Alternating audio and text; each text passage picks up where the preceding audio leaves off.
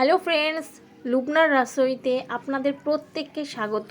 আজ আমি আপনাদেরকে তৈরি করে দেখাবো চিকেনের একটা সুস্বাদু রেসিপির নাম আফগানি চিকেন। তার জন্য আমি 600 গ্রাম চিকেন নিয়েছি। চিকেনগুলোকে ভালো করে আমি ওয়াশ করে নিয়েছি।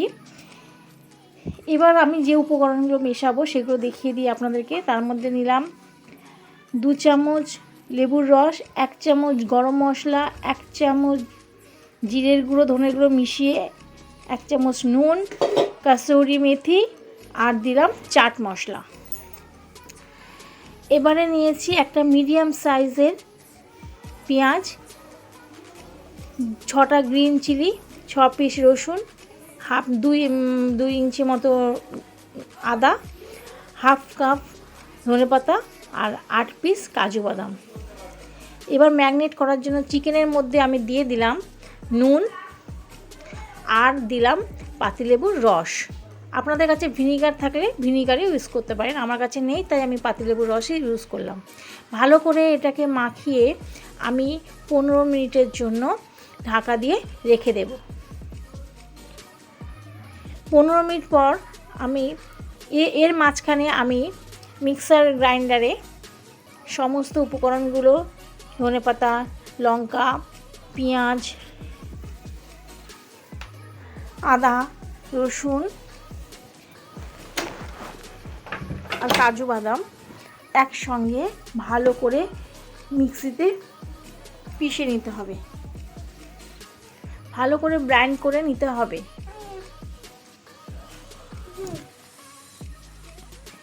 এবার আমি নিলাম 1 কাপ, অন্য বাটিতে নিলাম 1 কাপ টক দই। টক দইটাকে ভালো করে আমাকে ফেটিয়ে নিতে হবে, যার মধ্যে কোনো রকম দানা না থাকে। এবার মিক্সিতে যেটা আমি পেস্ট করেছিলাম টক দইয়ের মধ্যে সমস্ত কিছু দিয়ে ভালো করে মিশিয়ে নিতে হবে।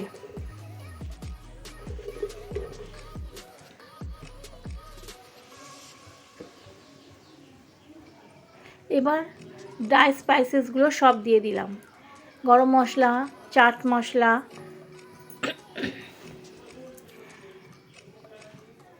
জিরের গুঁড়ো, কাসুরি মেথিটাকে আমি হাতে ভালো করে মেল্ট করে আমি দিয়ে দিলাম।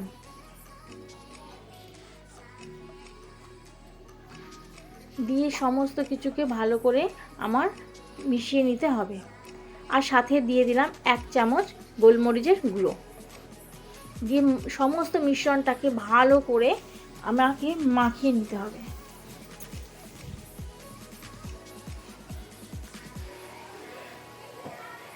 দেখুন কত সুন্দর একটা ক্রিমি মিশ্রণ তৈরি হয়েছে, যার মধ্যে কোনো দানা নেই। আর অবশ্যই টক দইটাকে আগে ভালো করে ফেটিয়ে নিতে হবে। তৈরি হয়ে গেল আমার মিশ্রণ। এবার আমার এই মিশ্রণের মধ্যে আমি যে চিকেনের পিসগুলোকে ম্যারিনেট করে রেখেছিলাম নুন আর পাতিলেবুর রস দিয়ে, সেগুলোকে ভালো করে মাখিয়ে নিতে হবে। দেখুন আমি চামচের সাহায্যে এরকমভাবে সমস্ত কিছুকে মাখিয়ে নিচ্ছি, যাতে কোনো রকম মাংসের পিসের মধ্যে মাখানো বাদ না পড়ে যায়।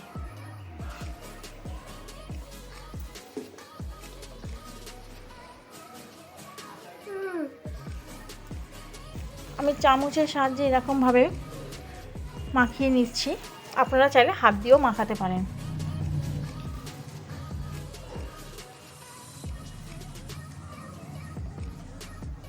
আপনাদের যদি আমার এই রেসিপিটা ভালো লেগে থাকে অবশ্যই আমার চ্যানেলকে সাবস্ক্রাইব করবেন, বেল আইকনটি অবশ্যই অন করবেন। সবার আগে আপনাদের কাছে নতুন নতুন রেসিপি পৌঁছে যাওয়ার জন্য বেল আইকনটি অবশ্যই অন করবেন। এবার আমি মিশ্রণটাকে 30 মিনিটের জন্য ঢাকা দিয়ে রেখে দিলাম। ফিরে এলাম 30 মিনিট পর। একটা প্যান বসিয়েছি, প্যানটাকে ভালো মতন গরম করা হয়ে গেলে ওর মধ্যে দিয়ে দিলাম কিছুটা পরিমাণে সাদা তেল। এবার ম্যারিনেট করা সমস্ত চিকেন তেলের মধ্যে একে একে দিয়ে দিচ্ছি।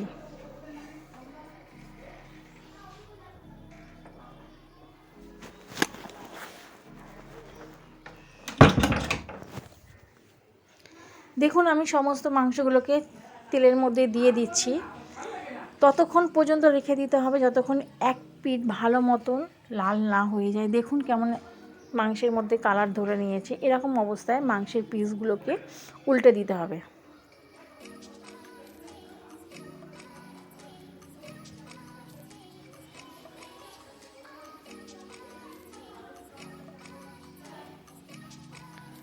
কত সুন্দরভাবে কালারও এসে গেছে মাংসের মধ্যে। আমি এরমভাবে উল্টে দিলাম আবারও কিছুক্ষণ অন্য পিঠটা ভালো মতো ফ্রাই করার জন্য।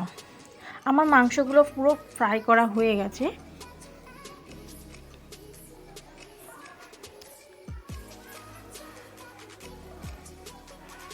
এবার আমি মাংসগুলোকে অন্য একটা প্লেটের মধ্যে তুলে নেব।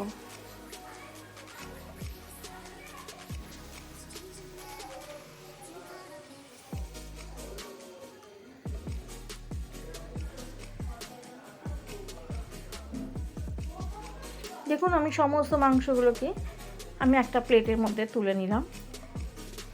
আর একটা প্যান বসিয়ে তার মধ্যে দিয়ে দিলাম 1 চামচ ঘি।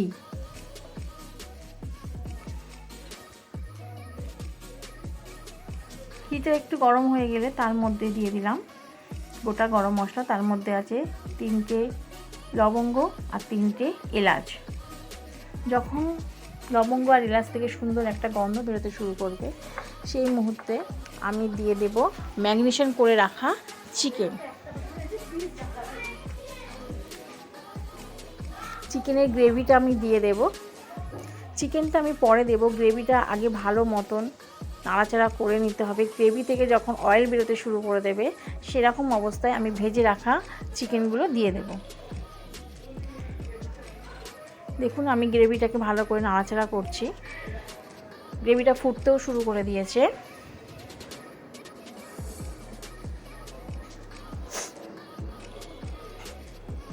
বাটির মধ্যে কিছুটা গ্রেভি লেগেছিল, আমি সেই বাটিটাকে ধুয়ে একটু জল আবার গ্রেভির মধ্যে দিয়ে দিলাম। দিয়ে আমি 2 মিনিটের জন্য ঢাকা দিয়ে রেখে দেব। 2 মিনিট পর ঢাকনা খুলে দেখলাম যে গ্রেভিটা ফুটতে শুরু করে দিয়েছে আর চারিদিক দিয়ে অয়েল ছেড়ে দিয়েছে। এরকম অবস্থায় আমি মাংসর পিসগুলো এবার দিয়ে দেব।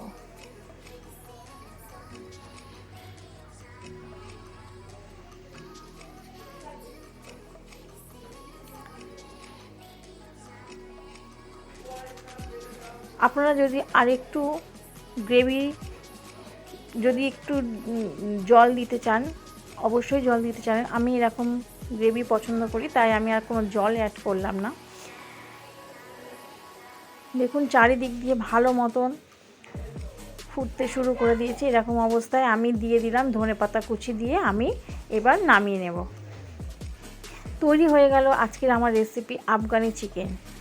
যদি আমার এই চিকেনের রেসিপিটা আপনাদের পছন্দ হয়ে থাকে অবশ্যই আমার চ্যানেলকে সাবস্ক্রাইব করবেন, লাইক করবেন, কমেন্ট করবেন এবং শেয়ার করবেন। আমার পাশে অবশ্যই থাকবেন।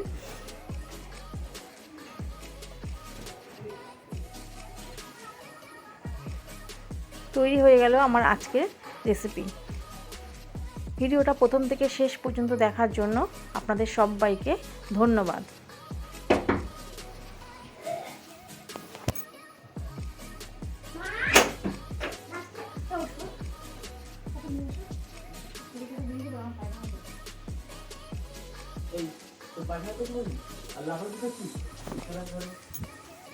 ঘরে আয়।